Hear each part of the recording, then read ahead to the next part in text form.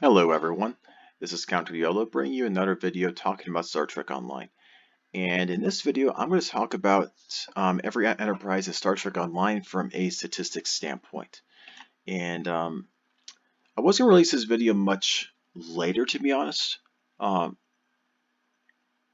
but as they recently released a roadmap of what spring and summer is going to be, and that the Discovery Enterprise is going to come out much later than what a lot of us were expecting from the previous roadmap, I figured, you know what, whatever, I'm just going to release this video now, and then whenever they release the Discovery Enterprise in that source of comparisons video, I'll talk about it and then say where roughly in this ranking where I would put the Discovery Enterprise and everything.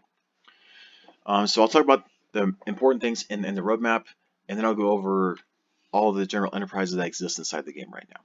Feel free to see the time links if you don't want to watch the whole video, or just want to skip to the very last couple minutes to see the TLDR list.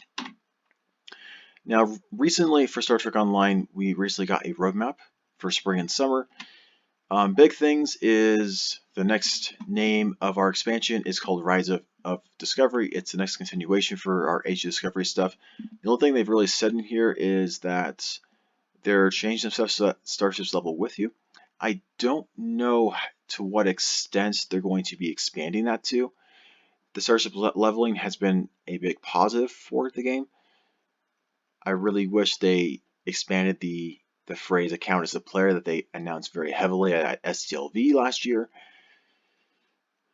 But you know, we can't win everything. The other big things, the starship for this summer is going to be the Rising Corvette. As many of you know at this point, the Rising Corvette is my favorite escort in the entire game, the Tier 5 version anyway, and so the fact that we're getting a Tier 6 version finally is super awesome. I feel that's there because of a different reason entirely, but I'm not going to cover that here. The other thing, obviously, they had the next teaser for our Discovery Enterprise is in June. They describe it as a new limited event of being able to earn C-Store starships by playing some events. It's probably going to be C-Store starships that aren't selling really at all from the C-Store. We could easily speculate as to which ones those are, but that's not really for this channel, to be honest. There's a couple other things that are coming out in the next couple months, but I don't really feel that they're worthwhile to even mention in a video like this one. But yeah, to go into the real stuff for this video, right now there are 10 enterprises inside the game that are Tier 6 that either are inside the game or have been heavily teased that they're going to be put into the game, like the Discovery Enterprise. Of those ships, 5 of them have fleet versions, and 5 of them do not. Well, 4 of them do not, and it's presumed at this point that the Discovery Enterprise is not going to be a fleet starship. Because, I mean, it's a starship that's been heavily demanded by the community, so Cryptic is obviously going to want to make a lot of money off of the ship. Just kind of the way it's going to be, and they make more money if it's a non-fleet starship than if it's a fleet starship. For fleet starships also means that these starships are earnable inside the game. We have the Enterprise-B, C, D, E, and then the TNG alternate future from the TNG finale. Best of both, not best of both worlds. Darn, that's failing me right now. Whatever the name of the last 2 episodes of TNG are. Yes, it's one where you see 3 enterprises at the same time. And it's Picard going full circle with Q again. For your non-fleet starships, we have the NX Refit, which is from the Low-Buy store. We have the TOS and TB Enterprise, which is from a promotion pack, which is the most expensive starships in the game. We have the Enterprise-F from Star Trek Online, which is from the C store, which is super nice. And then the Enterprise-J, which is also from a promotion pack. Now, for my personal theories as to what the Discovery Enterprise is going to be, I mean, I do not see it in the Low-Buy store, just because the Low-Buy store starships are typically there because it's an extra starship beyond the main lockbox starship that's released for one or both factions. I don't see the Enterprise being that because of how much in demand and how much it's been asked by the community. So in my opinion, this is most likely going to be in a lockbox. It's very good probably this is going to be in a lockbox. If they're really trying to squeeze money, they'll put it in a promotion pack. Um, I really, really want them just to put it in the C store though. If they put it in the C store, that'll make a lot of us really happy. Or if they put it in the lockbox and then they say, oh hey, if you buy the ship, you also get all your ships account unlocked. That would be cool too. Or they could just borrow the ideas of that I put in my Dream Starship pack that I've covered previously on the channel. So anyway, for the rankings themselves, I mean, obviously the Discovery Enterprise, we have no idea on its stats at this time, so there's no way to really know where it would be put in this list. Because of the recent things with recent starships, it's expected for it to be a miracle worker starship at this point, and for it to be different than the other ships in this list. I really hope that it's a science cruiser with a commander science miracle worker bridge officer seat personally. That would make it really cool. Hopefully they do that. Now for our next ship in this list, the Enterprise-J. Because most of the Enterprises are cruisers, and this isn't really a cruiser. It's technically called a cruiser, but it's actually just a carrier. A really strong, really high hull carrier. If actually you compare the hull and shield ratios on this thing, it's actually super comparable to the Vodwar Juggernaut, actually. As painful as it is for me to say that. The thing is with this ship, it's a carrier that has 8 weapon slots, so you are basically losing nothing to get to hangar base on your ship, along with dual heavy cannons and a lance and molecular reconstruction. And you still have limited cruiser commands as well, not the ones that you would really want on your ship. And it has like the worst inertia and turn rate and impulse of any ship in the entire game because of how bulky the ship is. And also, like, it doesn't work in like any of the cutscenes in the game. But if you really want to fly a ship like this, you definitely can. Now, on the next one is the NX Enterprise. This is one of the few escorts that I actually like to fly inside the game. When I used to be in charge of our escort group in ASC, this is one of the escorts that I actually used to fly. This one alongside the Tier 6 Alachi escort, as well as the Tier 5 Rising Corvette, which, as I just said a couple minutes ago, the Tier 6 Rising Corvette is going to be available from the summer event this year, which is super cool. The thing is though, even though this escort is great, the reason why people buy the ship off of the exchange for the most part is to get the Point Defense Bombardment Warhead, which is a very strong console. On its own, it does a decent amount of damage per second from its clicky. Not to mention that with a 2-piece set with a DPRM console, it gives a significant boost to phaser, disruptor, and plasma damage, which coincidentally, because the top 2 energy types for doing DPS in the game is phaser and disruptor damage, most of those builds at the super high end are going to have the DPRM console and the Point Defense Bombardment Warhead on them. Which, if you're a Federation captain, that means you have to buy this ship and you have to buy the prototype cruiser to get the DPRM console as well. And if you're a Klingon or if you're a Romulan captain, you can get the DPRM console off of the exchange. And then this one, because it very rarely actually sells on the exchange, like it's smaller pack that like costs like half of the low buy, you'll simply actually have to use low buy and get this yourself if you're a Klingon or a Romulan captain. But you usually get the DPRM plus another the other console that's cheap from your faction, and still get the 2-piece set bonus from this, honestly. And same thing with this list, because this is an escort, not a typical cruiser. I'm not having a number with this because I don't feel like that would actually be fair to the rest of the ships in this list. It is a very balanced ship, and because this is a ship that I have flown from time to time, this is the bridge officer scene that I typically like for it. The reason why I do this layout is because I don't have the trait for Canon Rapid Fire on all of my captains. I do have the C-Store trait that has Canon Scatter Volley though. So that's one that I like to use with this ship. For my tactical seat here, I like to use controlled countermeasures because that counteracts torpedoes, which since torpedoes kill escorts really easily, that's really nice. And hold together is just another heal. For the temper operative, I chose engineering to get my other two engineering abilities that I really like to have, and then cause reversion for an extra heal. Then the ensign science is just hazard measures for another heal as well. This is very defensive because I'm typically a tank captain. I like to have defensive stuff on my ships, just the way that I am. So to top off the real bottom of our actual number list, it's going to be the Enterprise-D. Now, it's not that this is a bad ship. This is a decent ship. If you want to choose this from your fleet, it's going to perform well. The problem is just that versus the other ships in this list, it's not as good, is when it comes down to it. Solid ship, nothing really special about it. With the Beyond the Nexus episode that released a year or two ago at this point, it has an updated interior and updated bridge for the ship now.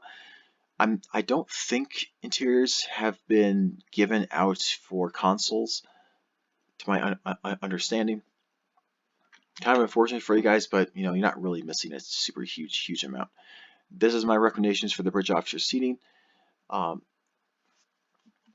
the whole things here. For the Ensign Universal, I like to have a tactical, so I can have 4 tactical abilities. If you can't afford a Kima site off of the exchange, then feel free to replace this with another science ability or another engineering ability. If you do engineering, then you'll just use overwhelm emitters here for the ensign slot here. If you use science, then you can easily use science team, or you can use transfer shield strength. For the science seat, I really like photonic officer.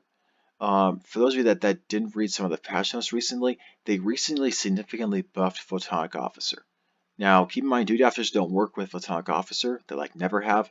But the recent buff is that it lasts 30 seconds and it has a 45-second total cooldown. So it's going off 2/3 of the time, and its boost is in almost all cases better than it was before. So for those of you that aren't doing aux to bat and don't already have with consoles and your skill tree everything on max cooldowns, photonic officer is going to be a boost to your overall performance in your starships. Simply because in most builds, being able to spam your abilities more in some way, shape, or form is going to improve your build's DPS.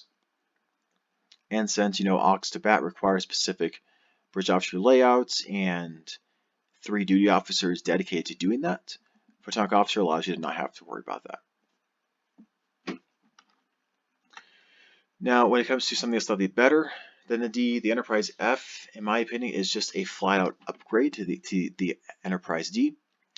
It's the same loadouts, except the difference is that you lose 2 cruiser commands for exchanging out a science console with a tactical console, which in almost all cases is just a flat-out improvement. You get the option to use dual heavy cannons. You get to use a hangar bay as well, plus you get a phaser spinal lance as well. Alongside that, it's basically the same thing with everything else for the overall stats. So it is a really nice ship. Now, depending upon if you don't like 3 nacelles on your ship, it might be a little ugly, but from the stats standpoint, it is just a better ship than the Enterprise-D. Now, for the Enterprise-C, this is a very difficult ship to use.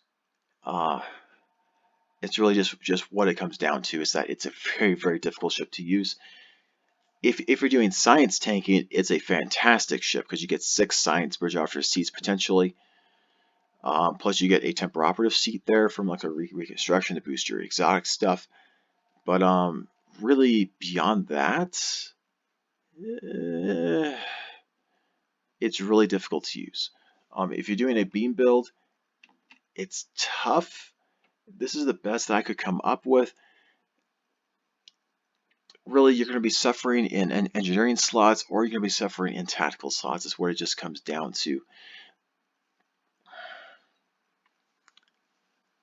This is the best that I could think of, just so you could still use some temporal operative cool stuff that this ship really has. But yeah, it's a difficult ship to use. It's really number 5 on this list more because I have some nostalgia for the Enterprise-C. Otherwise, you can easily argue that because of how awkward the bridge after seating actually is for this ship, that this ship should actually be number 7 in this list. Number 4 on this list is the Enterprise-B. Now, it's slightly lower hull ratios, but the reason is because it's an extremely small ship profile for this starship. And yes, the reception is a little bit more awkward. Everything is forced in this ship, so there's a downside to it, but it's a very, very small ship. I know that there are some people on YouTube that very much disagree with me that ship profiles don't matter, but I really I really think that it's an aspect that shouldn't be completely overlooked inside the game. Yes, you can work around having a really, really big ship, but it is something that you should be considering whenever you're getting a ship. For the bridge officer seats themselves, you don't get 4 tactical bridge officer seats. That is unfortunate. So this is my recommendations here. For this ensign seat here, the command abilities aren't really super great. I recommend just using overall moment bitters because it's the best in slot typically. If you are using like my budget beam tank builds, for instance, though, potentially suppression barrage is a little bit superior, but it's not by much. Other than that, most of the officer seats are going to be basically the same. Keep in mind, like for most of these builds that I'm putting here, this is for the general audience. The general DPS audience does prefer emergency power to weapons and emergency power to engines. The tank crowd really should highly consider using emergency power to shields though as well. It gives a substantial resistance buff, it gives healing to your shields, and if you use shield overload off of the C-store, which you only have to buy 1 ship to get the starship trait for everyone on your account, it's automatically claimable for Klingon and Romulan captains, and for Federation captains, it's a ship that you just fly a little bit and earn the trait. For all that, I mean that's pretty straightforward for there. Let's go ahead and move on to the next one, which is the Enterprise-E. It is, I would say it might be one of the most overlooked cruisers in the entire game, in my opinion. You don't see this flying around a lot just because it is a Tier 5 military starship. And Tier 5 military is really, really hard to get for a lot of fleets. You have to be part of either a really experienced fleet or have been a long-time veteran of the game to get to be in a fleet that has a Tier 5 military. For the bridge officer seating itself in this ship, it has a very well-rounded seating. It's got 4 tactical seats. It's got 6 engineering, so you can easily do aux to bat with this ship. Plus, you got a lieutenant universal intelligence that you can use for. You have to use it for more engineering, tactical, or you use it for science as well. My recommendation is to use it for science, but that's just me personally. For the battlecloak potential, it's with some stuff off of the C-store. The phase cloaking device, it's nice for tanking because it's a taunt. There's not very many taunts in the game, so that's nice. The Metron gas launcher here, it's really hard to get. I'm not going to deny that. This is really hard to get. I wish there was an easier way to access this console nowadays. I happened to get this whenever they were giving out the Command Assault Cruiser back in the day. Nowadays, it's really, really hard to get. The Metro gas canister is from another C-store starship. I believe it's the Tier 5 Assault Cruiser. The console itself is terrible, but if you combine with the other two, and you really want the battle cloak on this ship, this is worthwhile for a battle cloak. If you don't like the battle cloaks that much, then just these 2 consoles themselves for the extra 10% directed energy damage is still going to be a decent boost to your starship too. And obviously for bridge officer seating, this is option number 1, is if you want to do aux to bat. You're able to do Oxbat super easily with this ship without any real downsides whatsoever. You don't really have to sacrifice anything for Oxbat with this ship. You can override Subsystem Safeties 3, and then with Oxbat, your photonic officer seat is freed up, so you can put like Science Team, Transfer Shield Strength, or one of the more offensive science abilities in there too. Now, if you're someone like me who doesn't like Oxbat super much, what you usually do is do this build instead. Oxcharge Target Field as well. This ability, which gives you some penetration on your energy weapons through shields, and then you still have your photonic officer here as well. Still a very nice ship overall. The number 2 in this list is going to be the TOS and TMP Enterprise. Funny enough, it's the exact same ship in the game. It's just a different skin. And if you buy this ship, you get access to all the skins for this ship. So you could keep on exchanging out its looks from TOS, TMP, whatever. I really wish there was a motion picture or Wrath of Khan bridge inside the game, but there isn't right now. It's really unfortunate. There is a TOS bridge because there is the Agents of Yesterday expansion, which you were on the TOS bridge and stuff for a couple of missions inside the game. And so it's really easy just to transfer those missions bridges over to the player bridge stuff. This is a promotion pack starship, so it's super expensive on the exchange. In my opinion, it is the strongest 5-3 cruiser inside the game. However, I mean, if you like battle cloaks, the Fleet Suitable on Silic has its own niche market as to why it's arguably stronger than this ship, and that one's also an earnable ship. So, I mean, like, honestly, like, the biggest reason why you'd buy this ship is for the nostalgia. But it's still a strong ship overall still. For the Bridge Officer Seating itself, this is my recommendations, but I mean, with a Lieutenant Commander Universal, you can really choose whatever you want to put there. And I've changed this slightly from my TOS starship that I build that I put on this channel a long time ago. Man, that was a while ago at this point, because Photonic Officer is really strong now. So yeah, that's basically it for this stuff here. For our number 1, as what probably should be expected at this point, is the Star Trek Online Enterprise-F. Captain Valkelshon, and this is available from the C-Store. And this is number 1 because of the flagship console set. This set is very strong. Not to mention, by the way, this is a starship you can buy from the C-Store, which means you buy the set once, and it's available to all of your captains. You don't have to buy this multiple times like some of the other exchange starships in the game. You buy it once, and all of the characters can access it. It's super nice. The big thing with this console set, I mean, these two consoles, the flagship tactical computer and adaptive emergency systems, are both very strong consoles. If you combine that with a third console in this set, you're able to get the deadly response thing here, which is very strong for tanks. Gives you temporary hit points, and more importantly, gives you all damage as a boost, which allows you to maintain getting threat and getting hit, so that your allies are not getting hit. The dampening wave emitter is not particularly great, to be honest. However, if you happen to get a certain other console from an anniversary ship, you can actually place that console with this one instead, and still get the 3-piece console bonus. And all of your consoles are very nice and very strong. There is a console from, what ship is it called? From the C-Store support cruiser, like the Enterprise-C, the Narendra from the C-Store.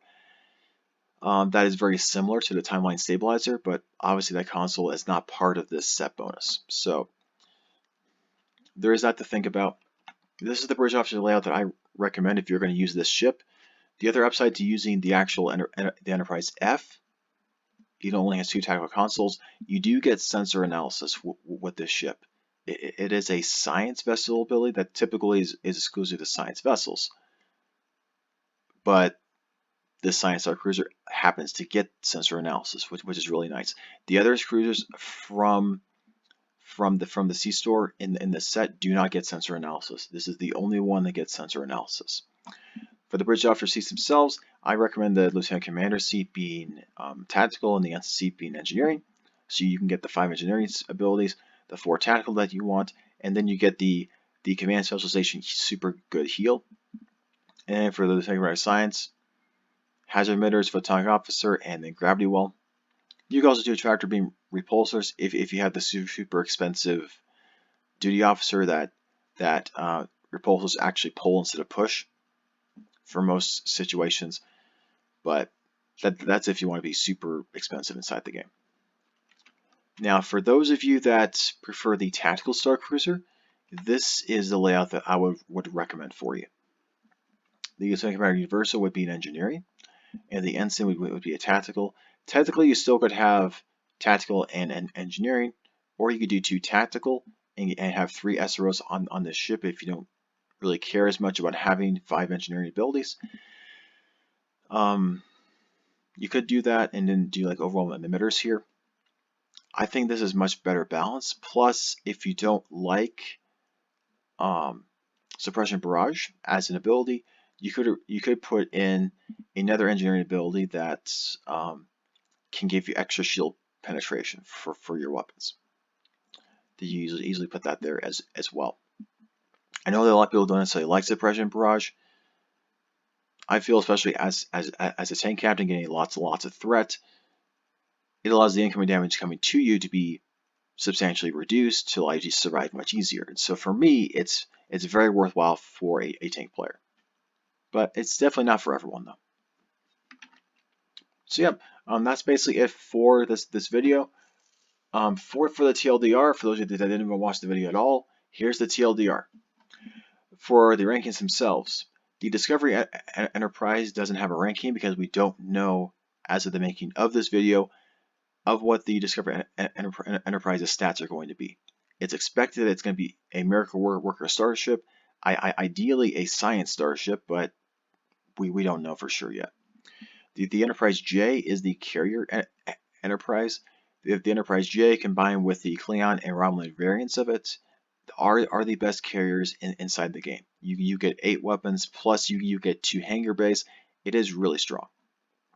The NX Enterprise is the escort enterprise of this list.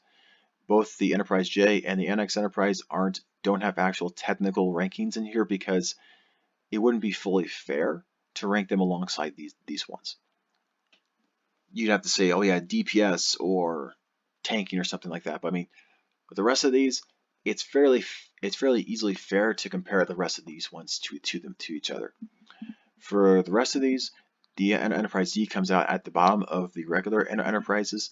It is the cheap role-playing Enterprise inside the game. If you're a TNG fanatic and really like the bridge off the Enterprise-D, I mean, this is a nice cheap bridge for role-playing. The Enterprise-F is honestly just a tactically superior version of the Enterprise-D, and it's available at the same fleet military as the Enterprise-D. So if you're doing much more optimal but want to still have some of that nostalgia feel, then the TNG all future Enterprise-F is just going to be better. The Enterprise-C is a sciencey version of the Enterprise. You have the ability to have a ton of science abilities on the ship.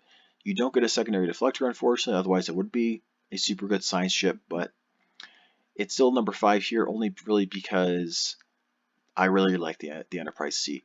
From a bridge officer versatility standpoint, it is really lacking versus the rest of the traditional ships in this list, and so you could argue that this ship should be much lower in the list. The Enterprise-B is the smallest earnable and really durable ship in this list. Its bridge officer is a little bit lacking, but it's really easy to work around it, unlike the Enterprise-C, and so the B squeaks out the Enterprise-C a little bit in this list. The Enterprise-E is unique in that you're able to potentially get a battle cloak on this ship if you use a couple of consoles from the C store, plus a console, which is really hard to get nowadays. It's unfortunately also a tier 5 military because of this aspect right here. So you're not going to see a lot of fleet Enterprise E's inside the game because of that limiting aspect inside the game. So on the number 2 is the TOS and TMP Enterprise, also known as the original Enterprise or the Enterprise-A. This is from a promotion pack, just like the Enterprise-J, and so these are super expensive inside the game. A lot of the reason why the promotion packs are so expensive typically, like their ships are expensive, is because this ship is in the promotion pack. All right, and the number 1 from a tactical standpoint is the Enterprise-F from Star Trek Online. It happens to be from the C store as well, so that's very, very nice. It also has a super strong console set that really puts it over the edge over all the other ships in this list. So yeah, that's basically it for this video. Feel free to like and subscribe if you like this type of content. If you don't, feel free to dislike and tell me why in the comments as well. I have no problems with that. Just be respectful to other people that decide to do comments. Otherwise, I'm going to censor you. And please, no swearing in the comments here. If again, as I've said in previous videos, if you want to swear in my comments, please go over to the Death of the Foundry video and feel free to comment there and swell to your heart's desire there. Anyway, thank you all for watching and enjoy the rest of your day.